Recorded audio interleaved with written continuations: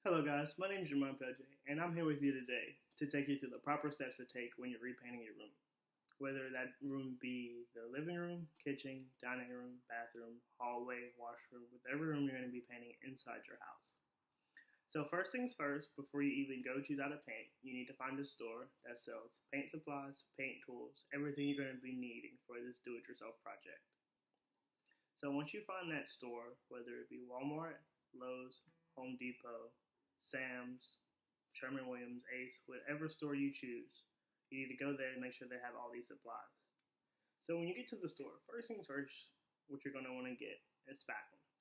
Spackle is going to be used to patch up holes in your drywall, from picture frames, curtains, hangers, walls from throwing your phone, from playing a game, or whatever. You're going to need spackle to patch up those holes. Next, you'll want to get masking tape. Masking tape is going to be used for you to protect your trim. You don't want your trim to get paint on it from your wall, and then you have to go and touch up your trim that's already there. Since most people use white trim, just as standard blue traditional masking tape will work.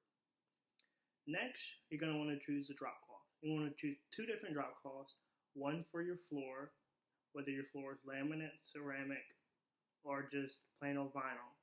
Doesn't matter. You need a drop cloth so the paint doesn't get on your floor and you have to worry about scrubbing that paint off after you're done painting your wall. Once you choose a drop cloth, choose another drop cloth where your paint tools are going to go on. Next, you want to choose a primer. Whether you want to choose a gray primer or white primer, primer is going to be used to cover up the color that's already there and make the paint that you choose later on to put on the paint that's going to heat to the surface better. After you choose a primer, you're going to need to get all the proper paint tools. You're going to need a caulking gun, a 14-in-1 or 5-in-1 tool for you to spread the spackle on that we talked about earlier to fill in the nail holes, or for you to spread the caulking on along your trim, because you want to make sure your trim and your wall are flush. Flush is a term to make sure that it's even and that there's no gaps in between.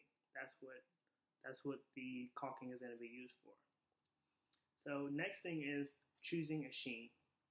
Before you choose a color, you want to choose a sheen. The sheen all depends on whether you're painting in your living room, kitchen, dining room, kids' bedroom, or your bedroom. Most people do not use flats on walls because flats aren't scrubbable at all, so if something gets on, it's going to take off your paint too. So next up is eggshell. Eggshell is the shine of an egg. This is an example of an eggshell paint from the Bare Ultra sold at your Home Depot only. Eggshell is going to have the shine of an egg and it's going to be scrubbable. Most people will put this in their living rooms or their hallways because it's not shiny and it won't, when people walk in the door, it won't shock them with the shine. Next up is satin. Satin has a little bit of shine, but not as much shine as a semi-gloss. Most people steer away from using the semi-gloss paint. Another example here from your Bare Ultra. Most people steer away from using semi-gloss paint because that's the paint you're going to use on your trim because, people bump into your trim. You have a dog, his hair is going to get on there. Semi-gloss is very, very scrubbable and it lasts a very long time. Satin is normally used to paint your bathrooms or your kitchen. Most people will put satin in their kids' room, so because you have kids that like to color on the walls and stuff like that. Satin is used for that because it's very scrubbable. Before you choose a paint color, make sure you choose your sheen first. After you choose your paint color, you want to choose the right amount of paint to get. Most people will try to oversell you paint because they want to make a profit. But so you should know that 1 gallon of paint will cover 400 to 500 square feet. 400 to 500 square feet is a big room. But remember, you have to put 2 coats on at all times no matter what they say. Because 2 coats will help the color cover better and it'll help the color cover the wall. After you choose the right amount of gallons, whether it be a gallon, a 5-gallon, or quarts, because some quarts can be used to cover a bathroom, you want to make sure you have all the right essentials.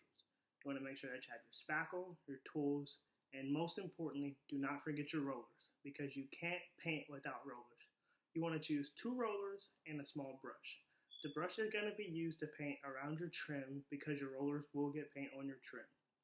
So you want to choose 2 rollers, have your paint pan, have your liner in case you choose an accent wall and a main wall, and make sure that you have all the right essentials needed for you to do your project.